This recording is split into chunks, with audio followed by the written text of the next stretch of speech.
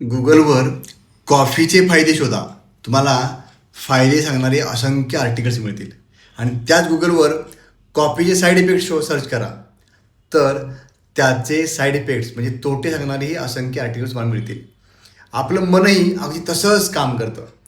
तुम्ही स्वतःला सांगितलं हे काम खूप कठीण आहे, हे माझ्याकडून होणार नाही, तर तुमचं मन लगेच कारणं शोधायला सुरुवात करेल. वेळ नाही, परिस्थिती नाही, माझ्या क्षमता नाही, पैसे नाहीत, असे अनेक कारणं ते शोधेल.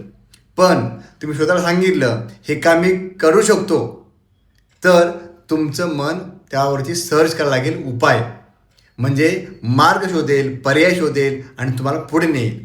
आणि म्हणून लक्षात ठेवा, तुम्ही तुमच्या मनाला काय सांगता त्यावरच ते काय शोधतंय ठरतं. समस्या शोधायची का समाधान शोधायचं हा निर्णय तुमचा असतो. आजपासून स्वतःशी सकारात्मक बोला, कारण तुमचे शब्द तुमच्या मनाची दिशा ठरवतात.